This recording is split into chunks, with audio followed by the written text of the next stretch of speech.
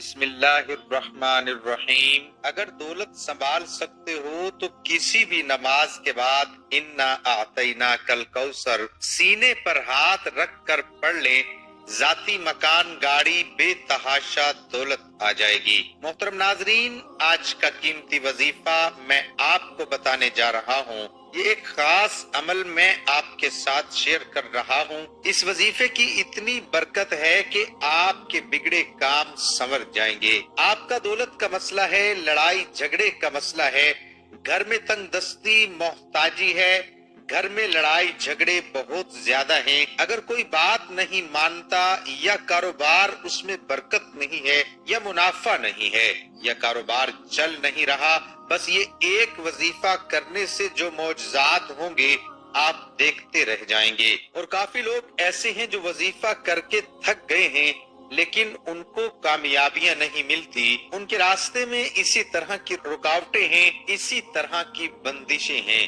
تو ان کے لیے بھی یہ عمل ہے، وہ بھی اس وظیفے کو کر لیں تو انشاءاللہ اللہ پاک ایسا معجزہ فرمائیں گے، اللہ پاک ایسا کرم فرمائیں گے کہ تمام مشکلات، تمام پریشانیاں ختم ہو جائیں گی۔ آج کے دن یہ خاص وظیفہ کیجئے۔ اس سورت کو پڑھنے والا آج تک کبھی کسی حاجت سے محروم نہیں رہا۔ اس آیت کو پڑھنے والے کو مانگنا نہیں پڑتا اور اسے مل جاتا ہے۔ میرے بھائیوں، نبی کریم صلی اللہ علیہ وآلہ وسلم نے فرمایا، اے عبداللہ بن قیس، کیا میں تمہیں جنت کے خزانوں میں سے ایک خزانے کے متعلق نہ بتاؤں؟ میں نے عرض کیا، یا رسول اللہ صلی اللہ علیہ وآلہ وسلم، کیوں نہیں، ضرور بتائیے۔ تو آپ صلی اللہ علیہ وآلہ وسلم نے فرمایا، تم کہو لا حول ولا قوت الا باللہ، نہ گناہ سے بچنے کی ہمت ہے، نہ نیکی کرنے کی طاقت مگر اللہ کی توفیق صحیح ہے۔ بخاری اور مسلم نے اس کو روایت کیا ہے۔ تو میرے بھائیوں، آج کا یہ جو وظیفہ ہے، اس کو کتنی تعداد میں پڑھنا ہے، کس وقت پڑھنا ہے، اور اس وظیفہ پڑھنے سے کیا کیا فوائد آپ کو ملیں گے، آج کی اس خاص ویڈیو میں ہم آپ کو اس کے متعلق سب کچھ بتائیں گے۔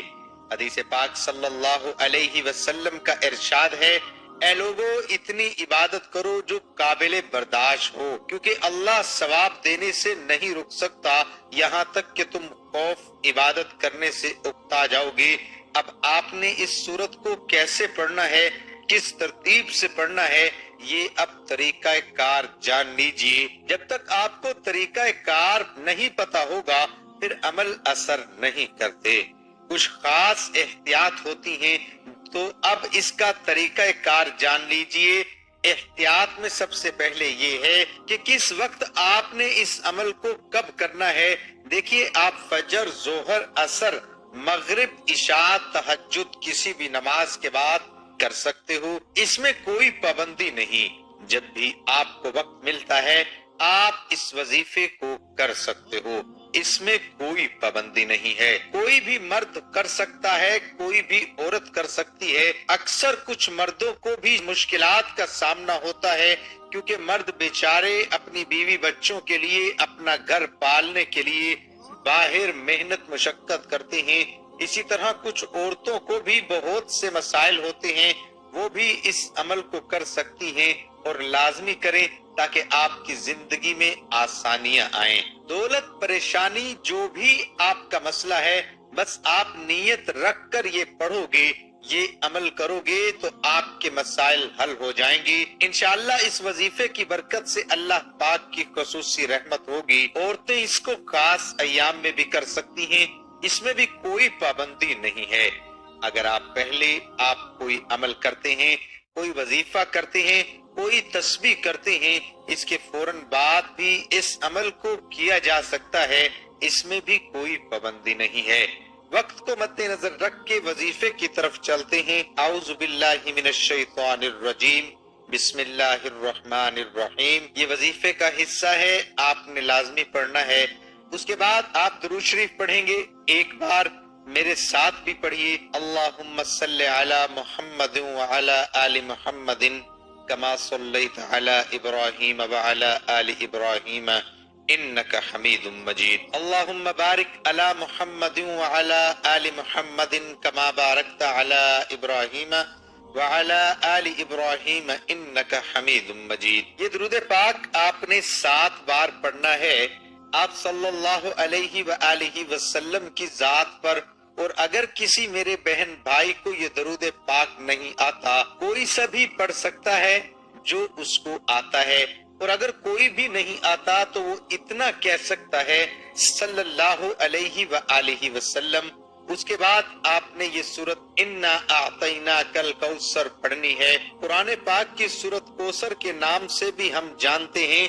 اس سورت کو آپ نے کب پڑھنی اور کیسے پڑھنی ہے، کتنی بار پڑھنی ہے، سب طریقہ بتاؤں گا انشاءاللہ۔ جب آپ اس وظیفے کو کریں گے یہ سب پریشانیاں آپ کے اوپر سے دور ہو جائیں گی۔ اللہ پاک اسی صورت میں ہمیں یہ آگاہ بھی کر رہے ہیں کہ ہم غمگین اور اداس نہ ہوں، کیونکہ ہر مصیبت کے بعد آسانی ہوتی ہے۔